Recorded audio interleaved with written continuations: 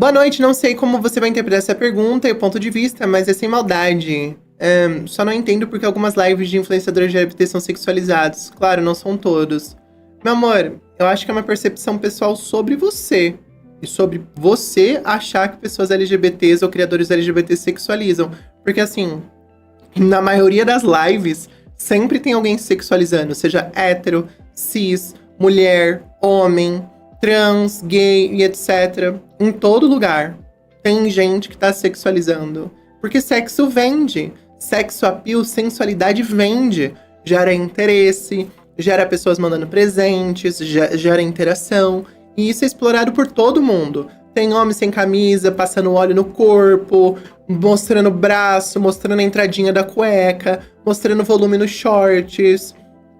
Tem mulher cis fazendo agachamento com roupa de academia. Tem peitudas usando super decotes. Tem gays mostrando axila. Enfim, sexualização e sexo é a coisa mais natural que a gente tem na nossa sociedade. Então é muito óbvio que pessoas que trabalham com imagens vão estar usando isso como recurso também para arrecadar interação e interesse, como a sua própria percepção, entendeu, Mike Paiva? Às vezes seja nem que essas pessoas estão sexualizando, mas que a sua percepção pessoal está sexualizando o corpo dessas pessoas. Porque a sexualização acontece a partir do ponto de vista de quem o observa, e não necessariamente da pessoa que está o fazendo. Eu poderia muito bem fazer uma live completamente nua e não estar me sexualizando. Mas isso não seria possível porque todos aqueles que observarem o meu corpo irão estar sexualizando ele. Mesmo que o meu corpo não seja o foco principal daquela ação. A pessoa nasceu de inseminação. Tipo, eu vejo a Bri toda vestida e fico interessada, porque ela não precisa estar de lingerie. Porque eu sou bonita, né, meu amor? A mãezinha é bonita. A mãezinha é gatuxa. O povo no TikTok lá fica fazendo sexualização pra ganhar monedinhas também, gente. No TikTok tem aranha, pinto, peito. É só você andar um pouquinho que você vai ver de tudo lá, gente. E aí vai estar ganhando moedinha, vai estar ganhando dinheirinho das pessoas. Faz parte, gente. O sexo vende em filme, o sexo vende em todo lugar. Você vê mesmo jogadores de futebol, quando eles fazem as campanhas deles pra cueca, quando eles fazem as campanhas e dão os foco naquelas coxas enormes deles. Isso também é sexualização. O ponto é que muitas vezes quando você vê um homem cisgênero se sexualizando é normal. Quando você vê uma mulher cisgênero sexualizando, isso é o comum, é o natural. Mas aí quando vê um LGBT fazendo, só LGBT sabe sexualizar. Sendo que ele não consegue observar pro próprio mundo ao redor dele, onde tem isso o tempo todo. Só que às vezes os estereótipos que a gente tem na nossa cabeça enviesam a nossa percepção e a gente só consegue olhar isso, entende? Eu mesma, toda coberta, nem um decote tô usando hoje, mas pode ter certeza que vai ter gente que se chegar aqui vai falar, porque você tá tão sexy? Não tenho culpa se eu nasci bonita. Faz parte. Eu concordo, mas eu estou falando de questões das falas. Você é livre de fazer o que quiser, mas eu entrei na sua live e você falou: se você não é homofóbico, então vamos se beijar. Não sei se entendeu.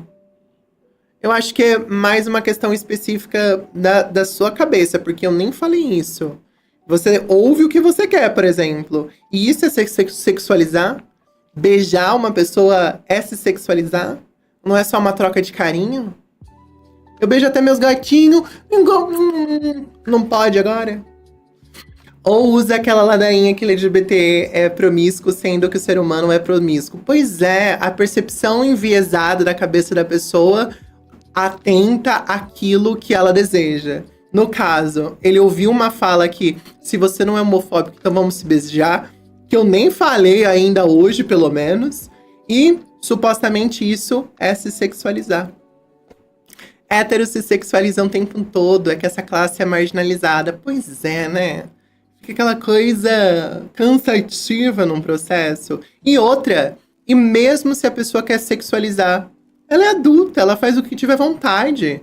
Se a pessoa tá, talvez, usando um recurso de sexualização, seja porque tem pessoas que se interessam por aquilo, seja porque tem pessoas que engajam com relação àquilo. E talvez seja porque tem pessoas como você que às vezes voltam para aquele espaço e fazem engajamentos e fazem perguntas, alimentando ainda mais o algoritmo, né? E a resposta para que aquela pessoa continue explorando essa área. Uma dica muito legal, gente, que eu acho que é super importante para a gente trabalhar com o algoritmo e até trabalhar com a nossa cabeça. Quando você encontra algo que talvez não te agrade, que você não quer ver, a melhor coisa que você pode fazer é não interagir com aquilo. Tem plataformas como Instagram, Twitter, que você pode até colocar nos 3 pontinhos e colocar não tenho interesse, me mostrar menos. Mas quanto mais você interage com algo, mais aquilo vai ser mostrado para você. A lógica por trás da criação de conteúdo muitas vezes também se tem como respaldo em relação a isso. Aquilo que gera mais engajamento, aquilo que gera mais retorno, recorrentemente é explorado com maior recorrência. No meu caso em específico, eu sou naturalmente sexy. Eu sou naturalmente eu flerto com as pessoas. Porque eu sou linda, porque eu gosto de flertar, porque eu posso, entende? Agora, quem gostar, ótimo. Quem não gostar, eu mesmo, se me sentisse bem com o meu corpo, eu iria aproveitar essa oportunidade sim. Querendo ou não, é um dinheiro honesto. E é o seu corpo, então tá tudo bem. Pois é, entende? Pois é mesmo. Mas faz parte, sabe? Ainda mais quando você fala sobre criação de conteúdo sendo uma pessoa trans, eles olham pra mim diretamente enquanto um objeto sexual. E aí eles têm 2 respostas. Ou é rejeição pelo desejo que eles sentem, ou é a atração pela objetificação do meu corpo. Tanto que você pode observar, se você perde um pouquinho de tempo aqui na live stream, recorrentemente tem diversos comentários extremamente grotescos sobre quem eu sou, sobre o meu corpo, sobre um monte de coisa que não tem nem nexo com o papo que a gente tá tendo. Mas por eu ser quem eu sou, isso dá brecha para que essas pessoas se sintam confortáveis de falar o que bem pensam. Eu até coloquei o atraso de 1 minuto aqui na live stream pros comentários, porque a maioria das pessoas que querem comentar merda não consegue ouvir 1 minuto de live depois que se inscreve pra tá falando elas. Mas nem isso é garantia, porque ainda tem pessoas que literalmente ficam lá, ó, 1 minuto esperando, falando assim, qual que é a merda que eu vou falar? Pra poder comentar. E aí depois eu vou lá e também oculto a pessoa, que é ótimo, porque ela continua vendo, continua dando a view, mas ninguém nunca mais vê nenhum comentário que ela fala, porque ela fica no void do esquecimento. Eu gosto do recurso de ocultação de usuário no YouTube, é muito legal. Eu mesmo acho ombros à mostra super sensual. Adoro essa blusinha, tipo essa que você tá usando, mas algumas pessoas é algo super sem graça. Então, realmente, sobre o ponto de vista. O seu ponto de vista, gente, é completamente enviesado sobre a sua percepção pessoal do mundo. Obrigada, Ian, por ter você dado um primezinho aqui na Twitch pra gente, meu amor. Um beijo no seu coração, bebê.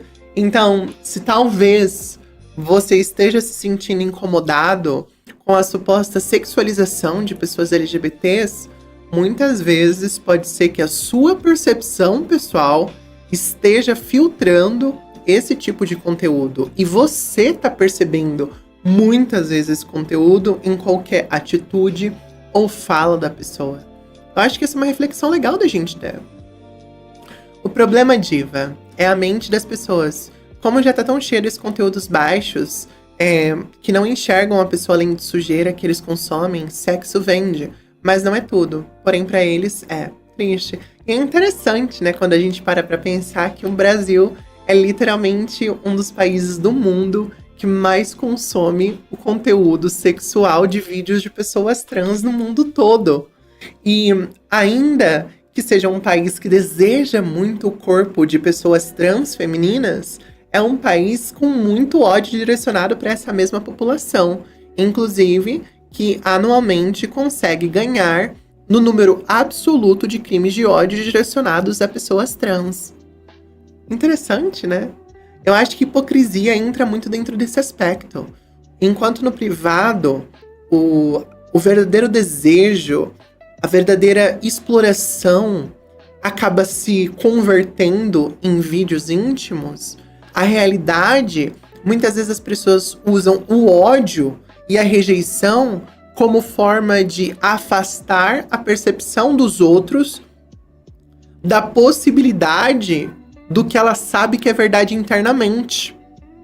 É muito comum, a gente sabe que isso não é uma regra geral, mas a gente sabe muitas vezes que o preconceito existe e é utilizado como uma forma da pessoa não apenas se posicionar na sociedade num sentido de dizer para os outros, olha, eu não sou isso, eu não gosto disso, como também para si mesma ela rejeitar algo no outro no qual ela internamente odeia sobre si. Seja sobre sentir desejo no corpo de mulheres trans, ou seja, inclusive, até sobre os desejos da sua própria sexualidade com pessoas que têm o mesmo gênero que o seu. Isso é uma maior realidade dentro do Brasil, sabe? Interessante, isso aí eu não sabia, porque você acha que... Não é que eu acho, é o que é.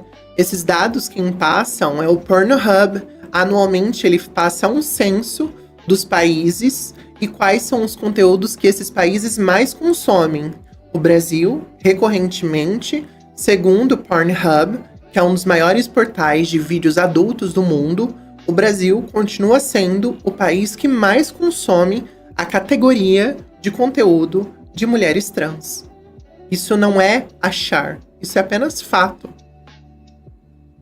O Artorius comentou assim: até agora eu não entendi o problema na sexualização. Se não for menor de idade, não tem problema algum. Quem não gosta, não precisa assistir. Esse é o maior poder da internet, poder escolher. Mas aí é uma questão mesmo do moralismo, sabe? De você querer categorizar as pessoas em espaços e expectativas. A percepção do Mike, na minha percepção pessoal, passa de alguém que já tem essa visão sobre pessoas LGBTs, aonde ele já entende que existe um problema de sexualização com pessoas LGBTs. E, ao reafirmar isso na minha própria live stream e perguntar isso, ele apenas reafirma o viés da percepção dele sobre a comunidade LGBT, uma vez que ele não consegue perceber que a sexualização não é uma questão exclusiva da comunidade LGBT, é uma questão humana, é uma questão sexual que é explorada em todos os âmbitos da sociedade, mas que, na percepção dele, se torna um destaque a mais quando está relacionado a pessoas LGBTs. É por isso que quando a gente comenta sobre o viés da percepção, o viés da percepção ele não existe num vácuo. Ele existe a partir das nossas experiências, da cultura, da nossa socialização, dos meios no qual a gente faz parte. E aí a gente consegue entender melhor para onde vêm as nossas opiniões, para onde vêm as nossas visões. É por isso que existe, às vezes, na sociedade, percepções de pessoas, de qual é o tipo de pessoas que é bom e de qual é o tipo de pessoas que não são boas. Essa percepção do que é bom e do que é ruim é definido a partir da nossa cultura, do meio que a gente faz parte, das pessoas que a gente tem contato. É moldado.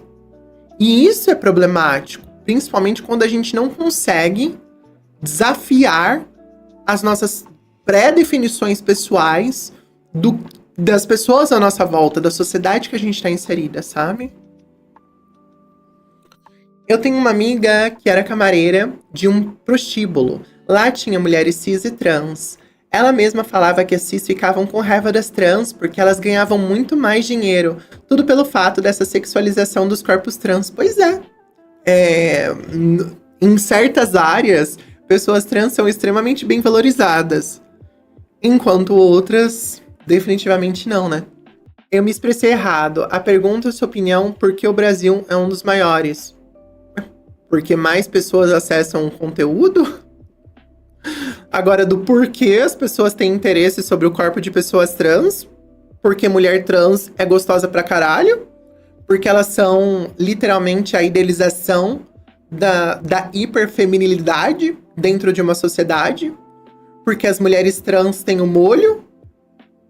porque quem gosta de mulher trans, quem acha bonita pessoas trans, são pessoas sensatas, por mais que hipócritas. Eu acho que tem muita relação com o desejo oculto, sabe? Principalmente o desejo oculto da exploração perante aquilo que é considerado proibido. E eu acho que os corpos de mulheres trans, elas entram muito nessa hiperfeminização. A sociedade busca que mulheres trans são válidas apenas quando elas são hiperfemininas. Elas são a idealização do que é considerado a feminilidade perfeita. Bundas enormes, quadril gigantes, cinturas minúsculas, peitos enormes. E elas ainda têm uma coisa extra, uma coisa diferente ali. E muitos homens se sentem confortáveis de explorarem os seus desejos íntimos com as mulheres trans, porque elas não apresentam intimidação, porque elas têm uma aparência feminina, e dentro da sociedade o feminino é visto como algo menor, menos intimidador, menos ameaçador, e eles se sentem confortáveis de explorarem os seus desejos do que significa estar se envolvendo com uma pessoa com pênis, sem ter a pressão sexual de estarem sendo subjugados por alguma outra figura masculina. Porque a homofobia, o machismo, ainda é extremamente forte. Então, muitos homens, ao pensarem na exploração da sua sexualidade, encontram nos corpos trans o único meio de explorar o seu prazer sem se sentirem amedrontados, diminuídos, ridicularizados, porque eles não estão se subjugando a um corpo entendido e reconhecido socialmente enquanto masculino. É um corpo feminino. E isso fazem com que eles se sintam mais vulneráveis, mais abertos, mais confortáveis de estarem explorando seus desejos, sabe? Eu vi um vídeo ontem da Lorelai sobre a Roberta Close. Será que eu poderia ter vindo daí? A da exploração que ela sofreu na mídia? Meu amor, a Roberta Close, ela não iniciou nada. Ela apenas foi um reflexo de uma estrutura que já tá aí há centenas de anos, meu amor. A sexualização da hiperfeminilidade não começou com a Roberta Close. A Roberta Close foi apenas um ponto numa parte da nossa história.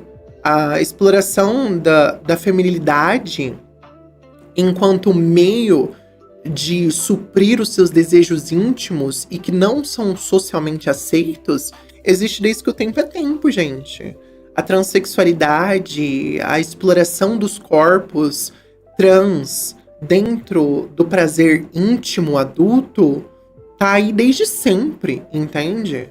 A gente tá existindo dentro desse espaço há centenas de anos, não é de agora.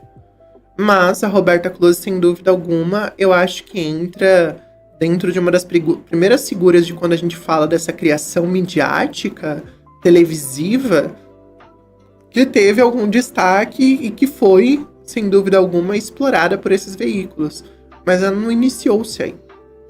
Desde que o mundo é mundo, tem pessoas trans sendo exploradas e tendo seus corpos utilizados para esse conforto íntimo, secreto, digamos assim, sabe?